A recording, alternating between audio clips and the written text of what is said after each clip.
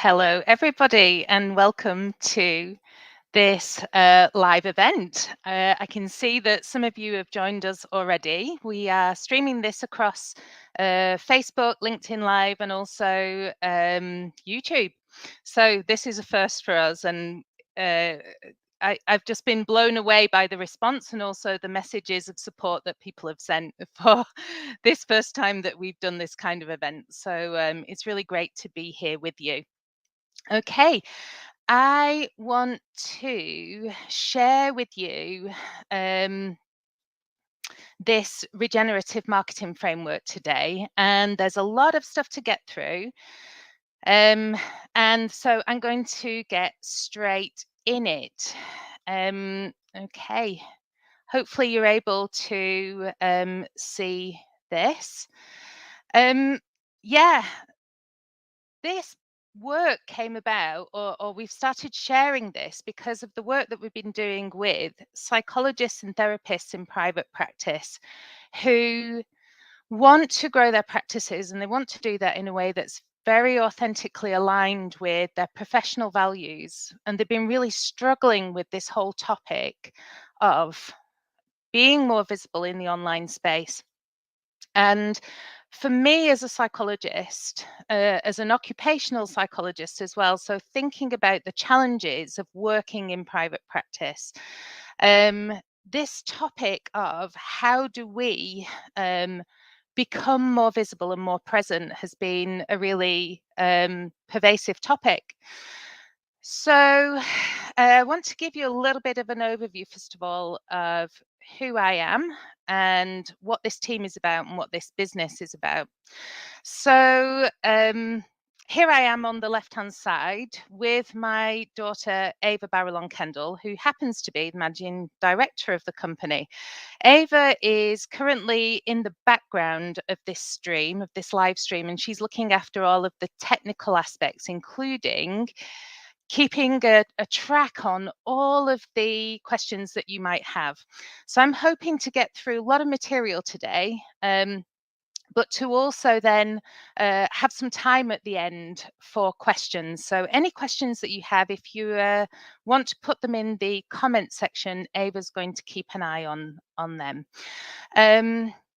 We run a business which is called Inspiring Psychology Practices.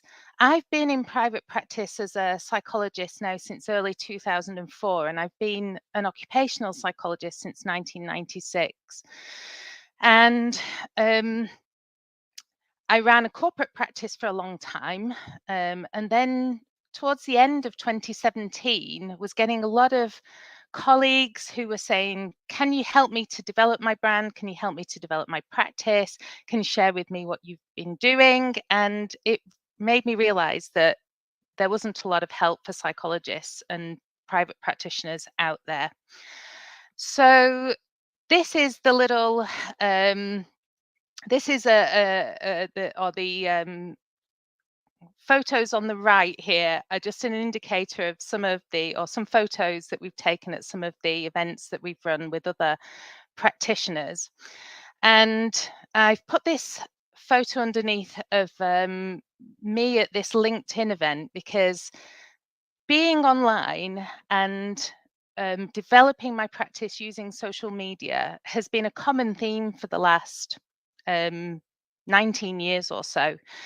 I've been through all of the stages, it feels like, of the internet through my private practice. I started it before social media was available.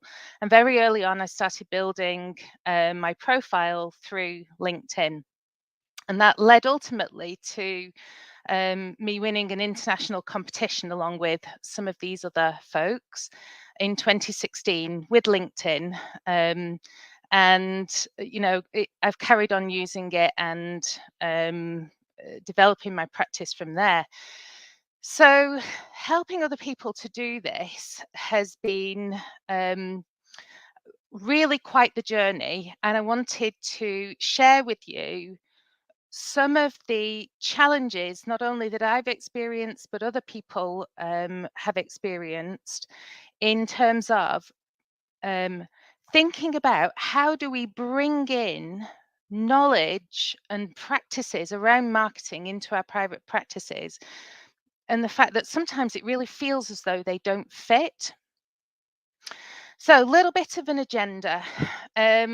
I want us to spend a couple of minutes just thinking about those areas where marketing our practice hasn't or doesn't fit. It doesn't gel with how we run our practices, how we show up as professionals. And so many people, myself included, spend so much time stuck because something isn't making sense in that advice from outside. And actually, it's not you, it's the advice. So 3 minutes then on what are those typical marketing models and the problems we encounter with them so that you realize this is bringing in that perspective, it's not you. There are different ways of doing this. And then I want to share with you, just for a couple of minutes, this pathway to building online presence. Because what I found helpful is moving away from this idea of self promotion and visibility and towards ideas around connection and being present with people, or building a sense of presence with people through the online space. And that is much more aligned with us as practitioners. Then we're going to go into the regenerative content framework, which is this model that you may have seen in some of our kind of marketing for this event as we've been doing that, and it's this circle model. And then I want to spend a good chunk of time getting into the content framework, and hopefully um, some questions and answers at the end, and giving you some questions that you can use to create presence. Right. So, a couple of ideas about how psychologists, therapists, mental health practitioners, how we end up not feeling confident about our social media and our marketing. A lot of people, myself included, worry about what will others think of me, our colleagues sometimes, um, but also, how is it going to impact on our clients? We can think about what's going to happen to my clients or my potential clients. What's going to happen to me if I get this wrong? And that's something that weighs on us as well. And then pervasively, this sense of why do some of these things not feel right to us?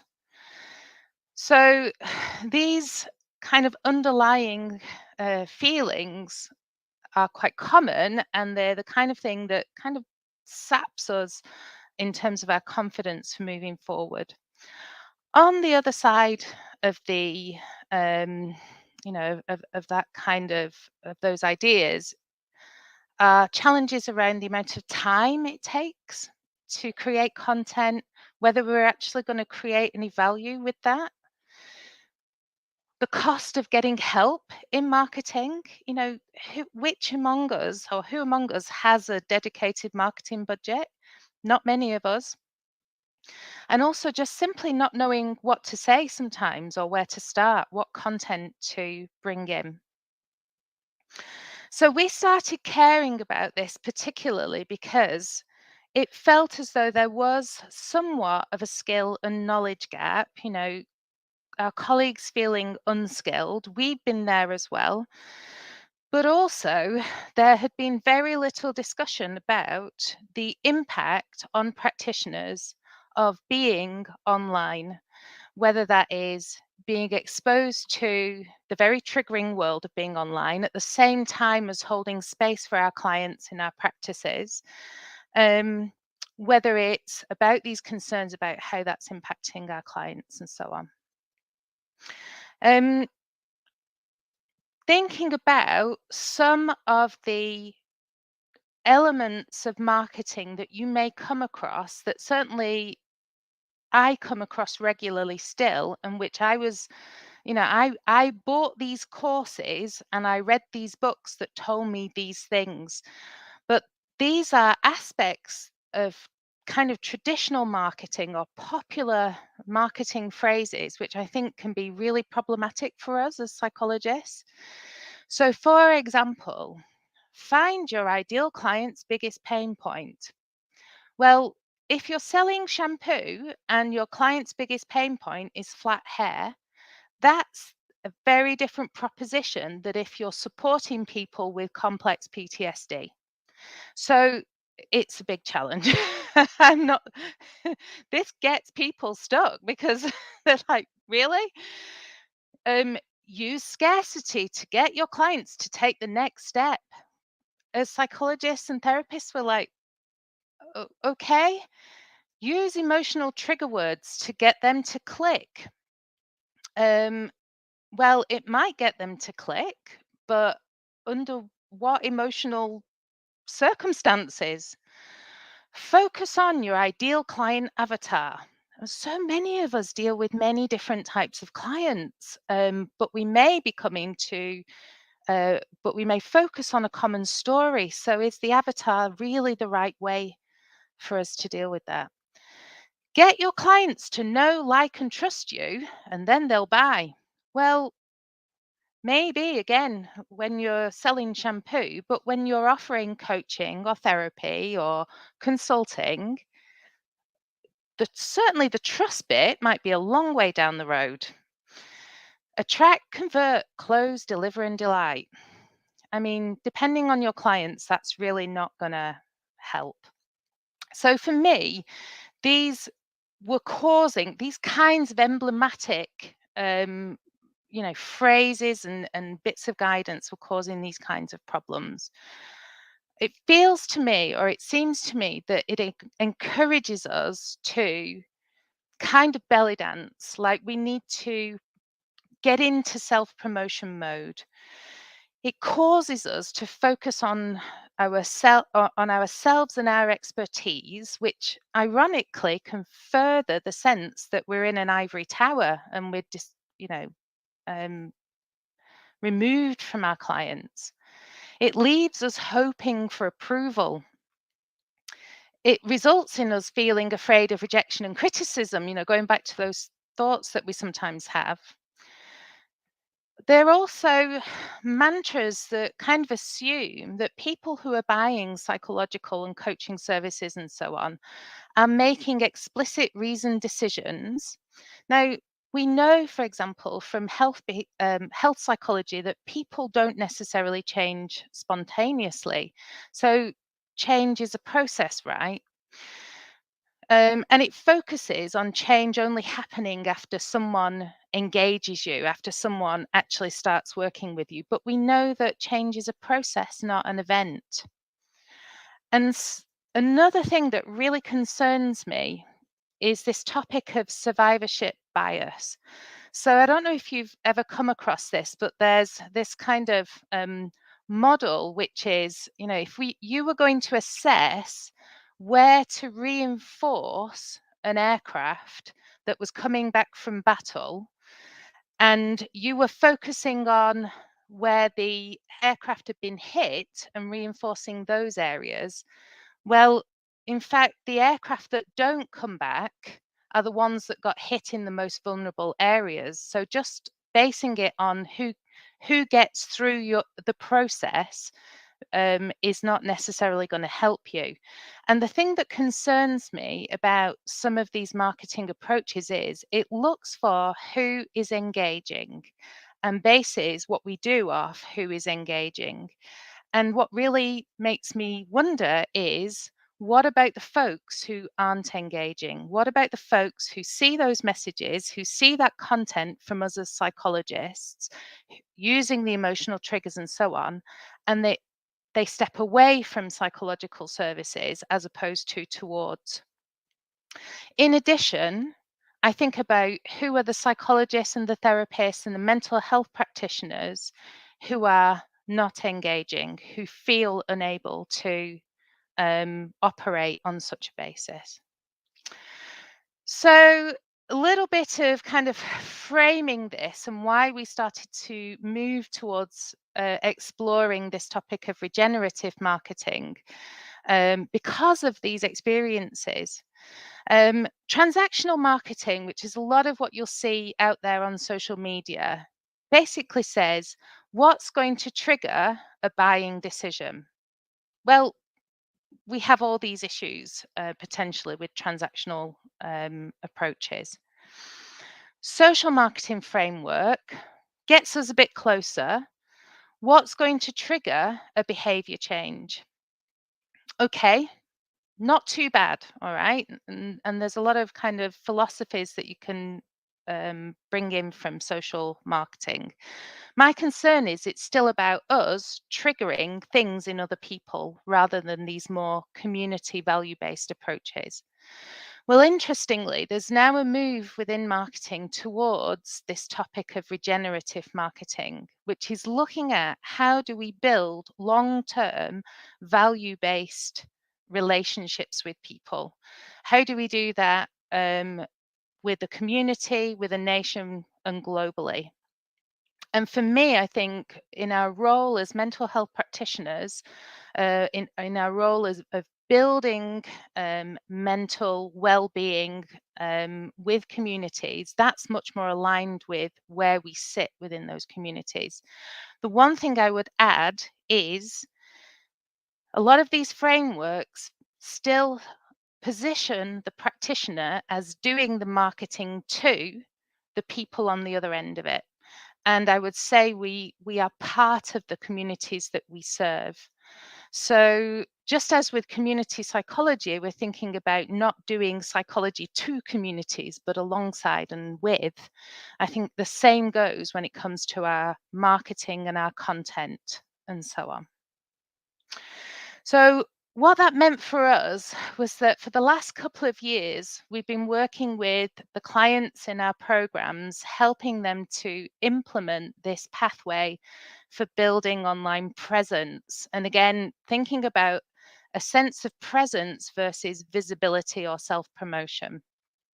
And within that, we have worked in these three phases, looking at the foundations of building connection, looking at building safety and growth for practitioners, and then applying those skills for connection in how you bring your services and products to clients. And this essentially this pathway formed the basis of our regenerative marketing academy, which is being released in the next few days.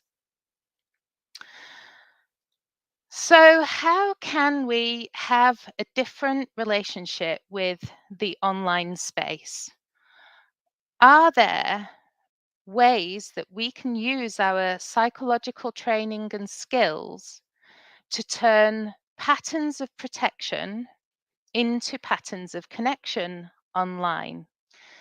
And we started to explore within that pathway these three psychological frameworks, these three psychological models.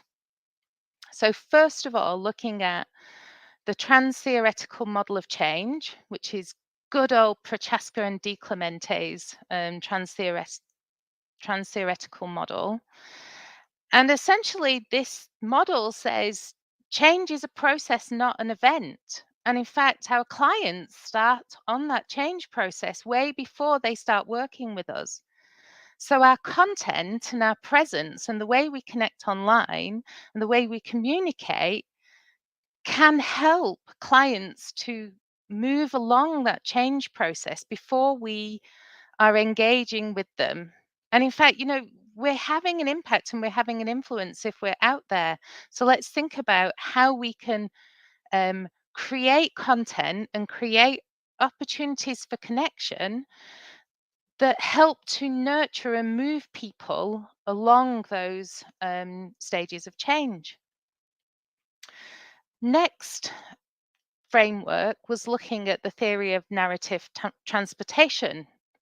Very iconic kind of provider of services in this area is a company called StoryBrand. And the central principle, if you like, is the client is the hero in their story and you're the guide. That's what the StoryBrand guys say. Um, for me, this is a really aligned principle with how we act as practitioners anyway. If we were sitting with a client, we would never center ourselves in that conversation. And yet, when we take on marketing that's about self promotion and about visibility as opposed to presence, there's an element of centering ourselves in that story. So, what are the ways in which we can use narrative transportation theory? We use narrative so much in our practices. So, how can we help the client be a hero in their story and you come alongside as a guide? And then finally, the internal family systems model, which is a model that I trained in. And it really struck me as I was thinking about how to help my clients connect with their clients that when we are online, when all of us are online, we go on there with a certain amount of protective strategies in place. In the IFS model, these protective strategies are called protectors. We have, parts of ourselves that are out there checking the veracity, checking whether we're going to be taken advantage of, checking whether information is safe. And in IFS, the principle is to facilitate healing. You need to negotiate with those protectors and you need to offer hope to the exiled and wounded parts of people. So rather than saying, what's your client's greatest pain point, which in an IFS perspective could be an exiled or a wounded part, those protectors are online going, I don't want this part of me to ever be triggered again. I don't want to experience what that part of me experienced when I was hurt so badly. And if we go straight to that in our online content as a psychologist, we're also likely to get those protective parts that go, no, I'm not going for that. Those are the people, a little bit like the survivorship bias, who never click through because of how we've gone straight to the most vulnerable parts in our marketing. Okay, so the regenerative content framework. This is how I imagined bringing all of these perspectives together. And I'm going to work through each of these in turn. I know it's a little bit of a gallop. I can see there's been a couple of comments. So if there's any questions as we go through, please don't hesitate to put those in the chat. So starting from the middle of this model, we're really going back to this principle of being the guide rather than the guru. And this is something that kind of influences how we show up online. So, is there a way in which we can offer perspectives, offer ideas, often possibilities, without positioning ourselves as an ivory tower academic or somebody from on high who's going to tell you all what you need to know? Um, then, how do we meet clients where they are? We're going online, and our content, when we put it on places like Instagram or Facebook or LinkedIn, even when we're blogging, the search engines bring our content into people's daily lives. And the people that our content meets out there are going to be in different places in their change journey. So when we're thinking about that from a regenerative point of view, and we're thinking about building and creating value throughout a community, then there is space for us to resource people, um, not only when they're at the action stage of change, but also when they're in the earlier and the later stages of change. When we're meeting those people, how do we speak to their protective parts? How do we bring a lens to them about that?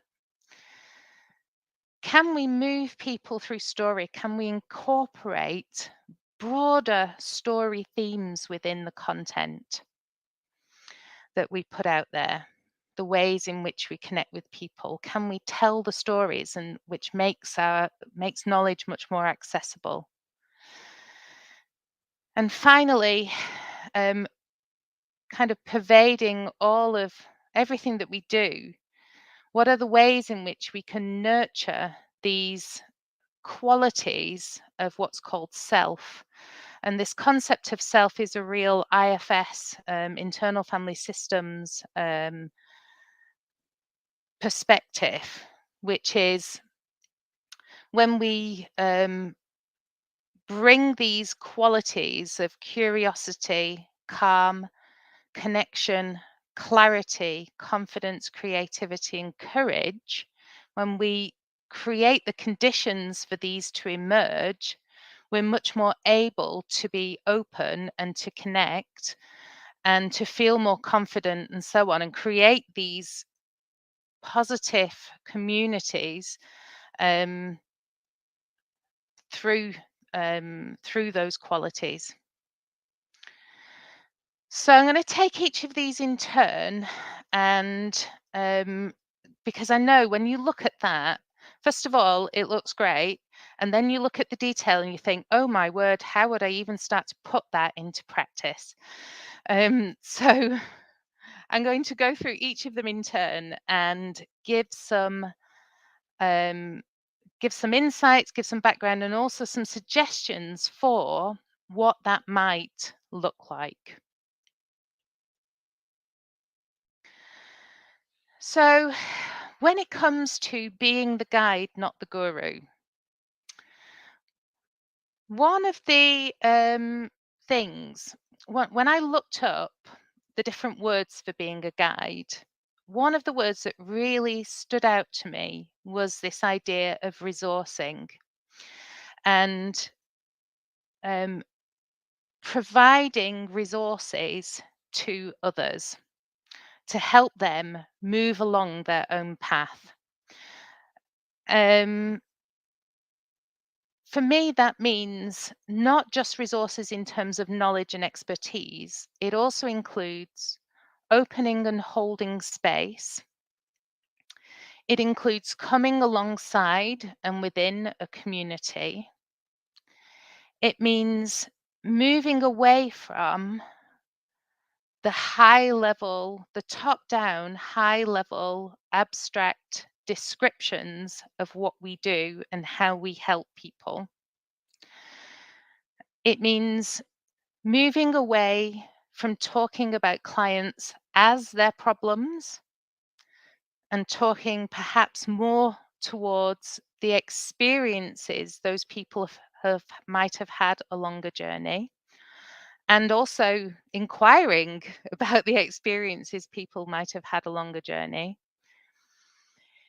It means, as opposed to um, creating communication channels that are unidirectional, that we are opening community spaces where we can connect. By the way, we're doing that for this chat as well, because we also have a Facebook group, but we'll come back to that. It's being the guide means it's okay for you to be just a few steps further along a path as well, compared to the people that you're connecting with over this topic. There's so many times that I've worked with practitioners where they've said, "Well, I feel like I need to go and get another master's degree before I can talk to someone about this topic."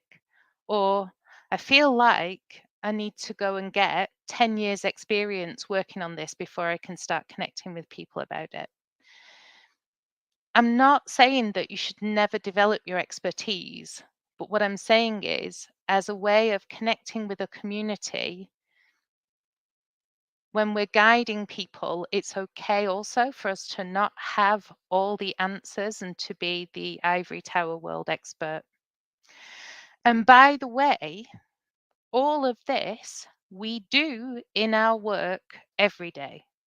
So, this idea that the way in which we show up online, the way in which we're present with people online, should be wholly different to how we would show up in person with them.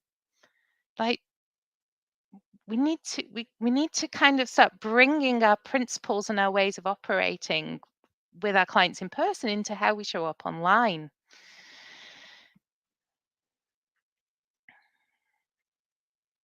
Meeting clients where they are, which means supporting all of the stages of change. Now, the work of Prochaska and Di Clemente, there's, if you don't know it already, there's loads and loads of information online. And in fact, in some of the, probably in the chat and the resources as well, I can highlight some of my favorite resources for this too.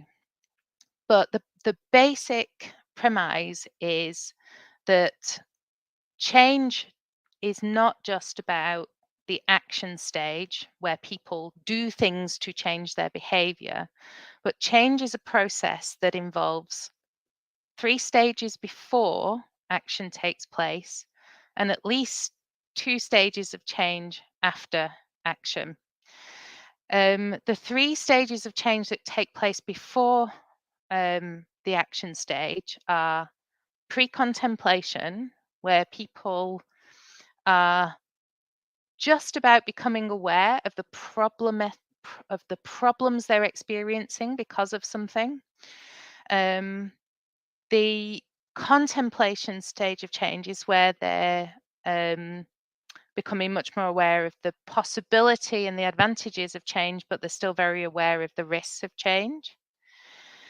The preparation stage is where they start to take steps about making a change in the next 30 days or so. And in those stages of change beforehand, you can really see a space where, as in terms of our online content and what we're putting out there and how we're putting it out there, we can help to resource those people that are in those stages of change, that are, for example, one of the characteristics of the contemplation stage of change is being highly aware of the benefits of change and highly aware of the risks of change, and that becoming polarized so that people get stuck between the two.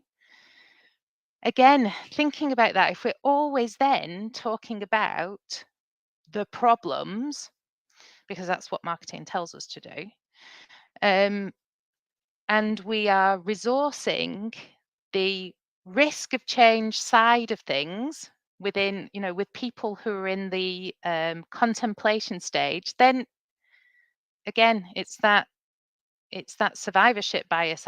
Are we potentially moving people a little bit, further away from taking action? There are also 2 stages of change after action. There is maintenance. Um, in the classical model, there is relapse. But if we think about post traumatic growth, there's also growth. Those are stages of change that we can resource. They're stages of change that we can also, put products and services out for, as in terms of also resourcing our practices. So meeting clients where they are across the whole range of stages of change is really important. Speaking to parts, how can we help those protective parts of people that are out there online reading material that we put out there? How can we help them feel safer to connect? How do we help them feel understood, feel as though we have empathy, feel as though we're confident that we can help them, and so on. How do we offer hope to the wounded parts of people that we also know we're there, but we're not going to flood them immediately? So, when you do your IFS training, and anybody who's kind of trained in other forms of parts work, what I'm learning is that there's a lot of crossover between these models. And we talk about the fears that these protective parts of people have. And certainly in IFS, protector parts fear being overwhelmed and exhausted because they're already overwhelmed and exhausted and they don't need more of it. They fear being rejected. They fear that we might see the burdens that they hold as, the parts themselves, and therefore reject them. Um, they fear that they may be too much for us as, coaches, therapists, mental health practitioners, counselors, etc. Um, and they also fear that if they engage with a psychologist, the wounded parts that they've successfully kept hidden back may flood the system and overwhelm the system again and put them back to square one. Um, I've spoken with people about, the possibility of therapy. I don't offer therapy, so I'm talking about, just speaking with friends or colleagues and so on. And one of the common reactions is, I'm not sure I want to go back there. I'm not sure I want to open all that up. That's protective parts being concerned about exile parts flooding the system, wounded parts flooding the system. So when we are marketing, we're putting content out there that says, bring all of that out. Let's go straight there. Well, again, it's those people who choose to disengage.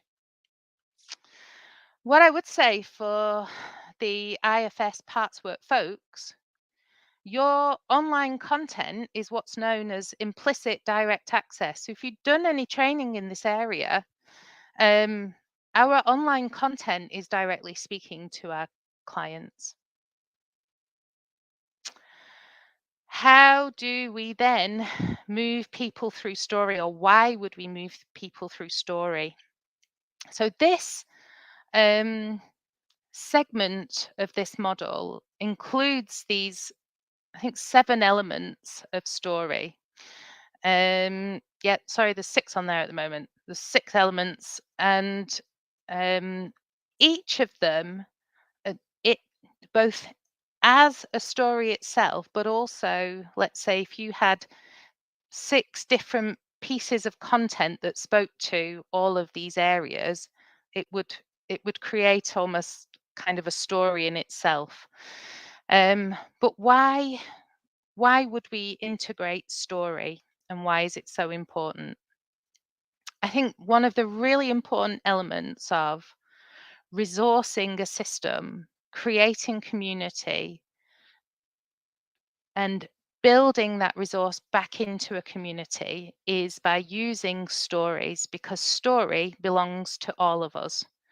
Stories are forms of knowledge, forms of relating that are very easily disseminated and shared and embellished, and that take on a life of their own. And so story is itself a human resource. Theory of narrative transportation basically says, story helps to move people. When people engage in stories, both they and the parts of themselves, feel seen. And it's that embodied sense of being seen, of resonating with a character in a story and thinking it's not just me, that helps communicate without us having to say it directly, the fact that that we see them, that we empathize, that we know and have held space for these kinds of stories in the past. A story gap, wondering what happens next, wondering about how your story might be able to evolve, invites curiosity. And curiosity itself can lead to hope because we then start to wonder what else might be possible. And for people who are feeling stuck or overwhelmed, for parts of us that are feeling stuck or overwhelmed, for the exiled parts of us that have felt unseen for so long, that have felt wounded and left behind, just that act of curiosity that leads to hope can mean there could be possibility for the future. Talked about the fact that stories are shareable and how it means that we don't, we are not the owners of stories. They take on a life of themselves. And fundamentally, at the base of it all, narrative is what we do as psychologists, therapists, counselors, mental health practitioners, coaches. We're all working with narrative. So again, um, let's align that way of showing up online with how we show up in person. And then I wanted to speak to this topic of nurturing self-trust online. So this is a real flavor of the internal family systems model when we start to talk about self. And in IFS, it's referred to as self with a capital S. And it really comes from this perspective that when we when we're able to help those parts of ourselves that have been burdened by experiences in the past, when we're able to put some of those burdens down, whatever that might be, um, what emerges from within everyone's inner system, so this is a real philosophy of IFS, is or are these qualities of self. And these are called the 8 C's of self. And they start with curiosity, calm, connection, clarity, confidence, creativity, and courage. And the idea is that the more space we have for these qualities within ourselves, the more able we are to um, respond to what is happening around us and to us and inside of us with a lot more space, a lot more flexibility. If you think about topics like emotional intelligence, then self-awareness, self-management are kind of cornerstones of emotional intelligence, and really there's an intersection there with self-leadership when it comes to the IFS model. But for me, these qualities of self, thinking about how we can nurture trust in the existence and the possibility of these qualities of self in the online world, it's kind of the space where we can come together, thinking about how can we create online spaces where we can come together, communities and so on, connection. Um, when I'm talking about nurturing self-trust online, I think it's important for the people that connect with our content that they can potentially experience some of these qualities of self by engaging with that content. And also, given the demands of our practice, given the demands of daily life that's on us, given the demands of our practice, given all of those things, can we also nurture these conditions for ourselves? Because the online world is designed to be triggering, it's designed to be polarized, it's designed to have people disagreeing and at loggerheads. That's how that system is set up at the moment. So the more that we can perhaps resource our system, our inner system, and the online world with qualities such as these, the more we have opportunities, perhaps, to reduce those polarizations, to be able to connect with people more, and to create more vibrant communities and more inclusive communities. We can think about that lens when we put our content out there, when we connect with people out there. So that's a chunk of stuff to download. I just want to give you these 5 questions to maybe think about sometimes in some ways. So it's not that you have to, I'm not saying take all of this into account every time you get online because you'd just be overwhelmed. But just thinking about some of these lenses that we can bring to how we connect online. So it can be some of these sometimes. How can I come alongside rather than from on high? Are there things that I can do that support perspective making and meaning making? Where am I meeting people in their change journey, in what I'm putting out there, in this presentation, in this article? How can I help those protective parts of people and the wounded exiles that they may carry feel safer to connect with me and more hopeful to know that there are other possibilities? What elements of story can I include so that it resources the people that are engaging with the content?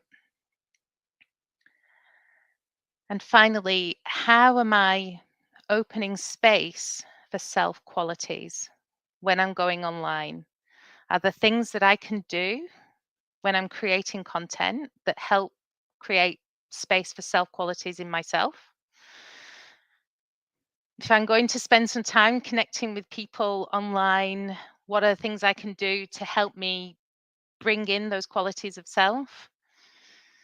If I notice when I'm online that I'm getting more polarized, that I'm, perhaps feeling more protective and getting into those patterns of protection rather than patterns of connection, what might be my strategies for bringing more self energy in, and so on? Because then we're resourcing ourselves as well as the people we're connecting with when we're connecting with them online.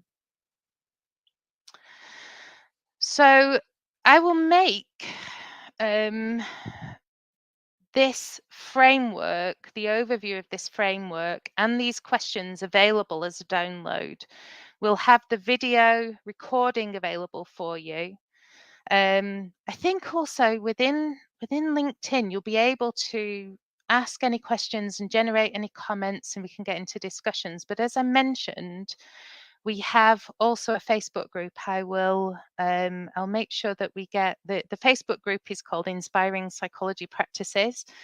And if you want a slightly smaller environment, we have about 500 people who connect in there. If you want a slightly smaller environment than the whole of LinkedIn, then that might be a space to also connect and ask questions. But yeah, I'll make these 5 questions available, and also the recording and a downloadable version of the framework, so that you can perhaps bring these lenses more into how you connect with people online. If you really want to follow this pathway as well, in the next few days, we're releasing the Regenerative Marketing Academy that follows these things. And so you'll be able to find out some more information. And, I really thank you for all of these, or for all of your time and all of your focus and energy and support this last week and a half as we've been sharing people that we're going to be going live. And now we have an opportunity for some questions. I'm going to stop sharing the screen. I can figure this out. So there are some questions in the comments. Yeah, okay. Oh, thank you. Some comments being really supportive. Thanks for that. And someone from Facebook has commented, um, really naming things that we've been struggling with and understand why they go quiet on social media sometimes. Yes, such a relief to be able to share the fact that we've all had these experiences of trying to make sense of how to show up online in a way that feels much more aligned. Okay. Well, thank you. Everything has been really supportive so far. I don't know if anyone has some questions. I've been so blown away by this opportunity to connect with people live. And in particular, I was blown away because I think we had about 150 people or so, give or take, that were responding to the invitation via LinkedIn. And when I looked, we had practitioners from every background and from countries all over the world. And we were like from the west coast of the USA, across the USA to the east coast, across Europe, Middle East, Africa, um, different parts of India, Australia. And one of my absolute cherished values is breaking down the barriers and the silos that exist between us as a global community of practitioners. So I just absolutely cannot thank you enough for coming together and for being here and sharing this. And I really look, yes, Jody, vous êtes en France. I noticed that, yeah, you're there too. Yes, Jody, I think you're in Perpignan. It's not too far from where I am. It was really, yeah, and also a community that was including folks from marketing background, SEO people who write content. If we can all work together on a much more aligned basis, I'm not going to become a marketer anytime soon. But what I really want is for us to be able to show up in ways that are much more aligned so that we connect with so many more people. All right, then. Thank you so much. If there's no questions, then I'm going to sign off. Thanks to Ava in the background, who has been making all the tech work, who's made all of this StreamYard stuff work. She's really sorted out all the technical aspects, which has been absolutely fantastic. And yeah, Jordi has commented, let's make marketing more healthy. Definitely. Thank you for your support, everyone. And I will look forward to continuing the conversations and the connections. You will hear more from me because you're going to get the recording. You're going to find out where you're going to get the downloads, and then we'll let you know more information about the Regenerative Marketing Academy as well. Best wishes, everyone. Thanks so much.